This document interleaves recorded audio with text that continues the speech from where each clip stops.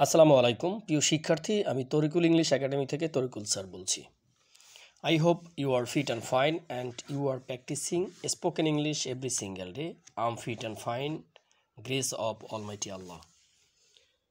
আজকের এই চমৎকার সেশনটিতে আপনাদের সকলকে ওয়েলকাম করছি। একটা বিষয় পরিষ্কার করে বলছি, বাংলা এবং ইংলিশ এই দুইটার সমন্বয়ে যখন আমরা কোনো ক্লাস করি, অবশ্যই আমরা বাংলা ভাষার গুরুত্ব সবচেয়ে বেশি। যেহেতু আমরা একটা ভাষা শিখতে যাচ্ছি, সেক্ষেত্রে আমাদের আস্তে আস্তে বাংলাকে অ্যাভয়েড করতে হবে।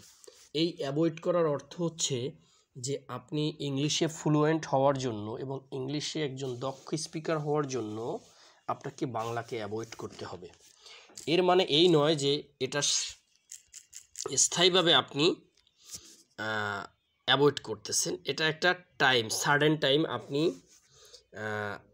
এটাকে অ্যাভয়েড করতেছেন। জাস্ট আ মিনিট, আমাকে একটু টাইম দিয়ে সময় দেবেন একটু।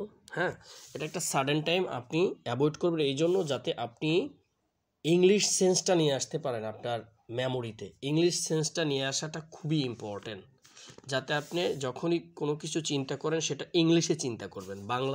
বাংলায় চিন্তা করে তারপরে ইংলিশে চিন্তা করবেন, বিষয়টা এরকম না। আপনি যে বিষয়টা বাংলায় বলতেন সেই বিষয়টাকে শুধু ইংলিশে থিঙ্ক করতে হবে। বাংলাকে এই জন্য অ্যাভয়েড করতে বলছি, কিন্তু আমি বলছি না যে বাংলা ছাড়া আমরা কথা বলবো। অফকোর্স বাংলা আমাদের ফার্স্ট প্রায়োরিটি, তারপর অন্য ভাষা। যেহেতু ইংলিশ শিখতে চাচ্ছি, এই সেন্সটা নিয়ে আসা খুবই ইম্পর্ট্যান্ট। তাহলে চলুন আজকের ক্লাসটি শুরু করে। কোনো বাংলা অর্থ লেখিনি, এই জন্য লেখিনি কারণ আমরা দিন দিন কিন্তু কি একটা আপার লেভেলের দিকে যাচ্ছি। সেক্ষেত্রে আস্তে আস্তে আমরা বাংলাটাকে একটু অ্যাভয়েড করব সাময়িক সময়ের জন্য, এটা কিন্তু স্থায়ী না। তারপরেও যদি কারো সমস্যা হয় তাহলে অবশ্যই আমি সেটাকে মাথায় রেখেই ক্লাসগুলো নেওয়ার চেষ্টা করব ইনশাল্লাহ। দেখেন এখানে লেখা আছে কি, মানে আমি কোনো রুলস দিয়ে কিন্তু এই বিষয়গুলো, যেটা রুলসের প্রয়োজন রয়েছে সেটা অবশ্যই আমি রুলসগুলো বা স্ট্রাকচারগুলো লিখে দিচ্ছি, কিন্তু যেটায় প্রয়োজন নেই সেটা দরকার নেই। ঠিক আছে, তাহলে আমরা বলি না, আমরা তার সাথে একদিন পর পর দেখা করি, আমরা তার সাথে 2 দিন পর পর দেখা করি, আমি তার সাথে 1 বছর পর পর দেখা করি, আমি তার সাথে কিছুক্ষণ পর পর দেখা করি। এই বিষয়গুলো আমরা কিভাবে বলবো, সেই বিষয়গুলোর উপরে কিন্তু এই ক্লাসটি হচ্ছে। এবং তারপরেও কিছু চমৎকার বিষয় রয়েছে যেটি আমি নিচে আপনাদেরকে বলছি। আই মিট হিম, আমি তার সাথে দেখা করি এভরি আফটার, একদিন পর পর। এভরি মানে কি প্রত্যেক দিন, এরকম। এভরি আফটার, একদিন, আফটার মানে পরে।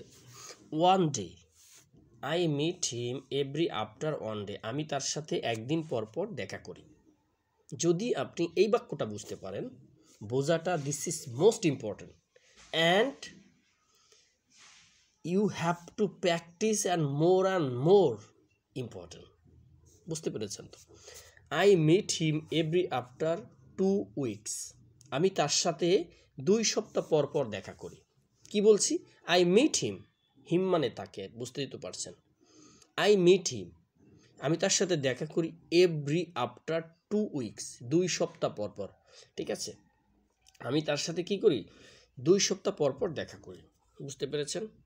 দেখেন নিচের 3 নম্বর সেন্টেন্সটার দিকে একটু লক্ষ্য করুন।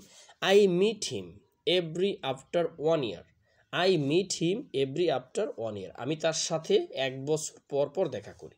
আমি তার সাথে কি করি? 1 বছর পর পর। I meet him every after 1 year, আমি তার সাথে 1 বছর পর পর দেখা করি। সুপ্রিয় শিক্ষার্থীরা, এই 3টা সেন্স আপনি ভালোভাবে চর্চা করবেন। এই 3টা সেন্টেন্স আপনি খুব ভালোভাবে চর্চা করবেন, যাতে করে আপনি যখন এই বিষয়গুলো আসবে তখন যেন খুব ইজি এবং ফ্লুয়েন্টলি আপনি যেন এই বিষয়গুলো বলতে পারেন। ঠিক আছে, আমরা যখন কথা বলবো তখন কি ঝিমিয়ে কথা বলি, আমাদের অপোজিট সাইডে বা আমাদের সামনে থাকা মানুষটার সাথে তো আমরা বাংলা ভাষায় কথা যখন বলি তখন কিন্তু ভেবে কেটে বলি না। হ্যাঁ, তার সে যেভাবে বলছে আমি তার ফিডব্যাক কীভাবে অটো আমাদের মুখ কিন্তু রিকল করে দিচ্ছে, আমরা কিন্তু পেরে যাচ্ছি। ঠিক ওভাবে আপনাকে নিয়ে আসতে হবে, তবে এটি একটু সময় সাপেক্ষ, হতাশ হওয়ার কিছু নেই। ঠিক আছে, next. I could not anything for you, I could not anything for you, আমি তোমার জন্য সব কিছুই করতে পারলাম না, আমি তোমার জন্য কিছুই করতে পারলাম না, এটা কিন্তু একটা পাস্টের সেন্স। হ্যাঁ, ক্যানের পাস্ট ফর্ম হচ্ছে কুড, আমি তোমার জন্য কিছুই করতে পারলাম না। এনিথিং মানে কিছুই, নট মানে না, কিছুই না, ফর ইউ তোমার জন্য। হ্যাঁ, তাহলে আমরা যেহেতু বলছি এটা পাস্টের সেন্সে বলছি, সেজন্য ক্যান না দিয়ে কুড দিয়েছি। আই কুড, ভালো করে, কুড অর্থ পারতাম, পারলাম এই অর্থে। হ্যাঁ, নট মানে না। আই কুড নট এনিথিং মানে কোনো কিছুই, ফর ইউ তোমার জন্য, আমি তোমার জন্য কিছুই করতে পারলাম না, কোনো কিছুই করতে পারলাম, একই বিষয়। ঠিক আছে, আশা করছি বুঝতে পারছেন। দেখেন এই ফর দ্য টাইম বিং, এটা একটা চমৎকার ব্যবহার, এটা আপনাকে অবশ্যই জানতে হবে। For the time being am busy, for the time being am busy, আপাতত। ফর দ্য টাইম বিং এর অর্থটা আপনি জেনে নেন, আপাতত। হ্যাঁ, for the time being, for the time being অর্থ হচ্ছে আপাতত। আম বিজি, আপাতত আমি ব্যস্ত। আপনি কিভাবে বলবেন এই সেন্সটা? For the time being am busy, আপাতত আমি ব্যস্ত। বুঝতে পেরেছেন? দেখেন, for the time being I don't have মানি।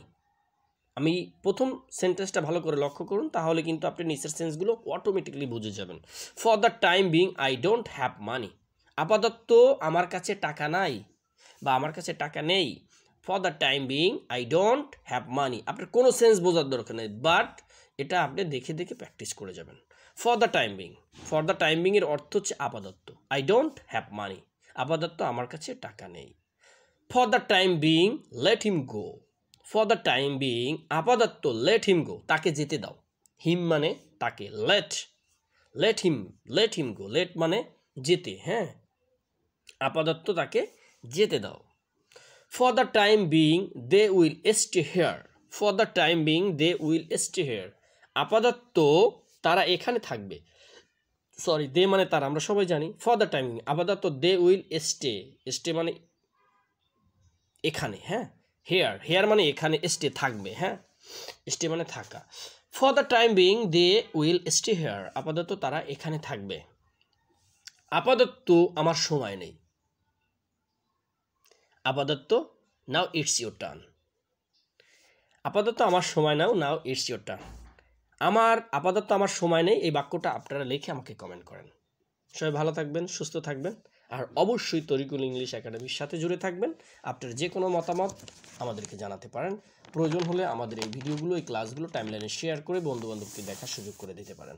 সবাই ভালো থাকবেন, সুস্থ থাকবেন। আজকে এখানে শেষ করছি। আসসালামু আলাইকুম।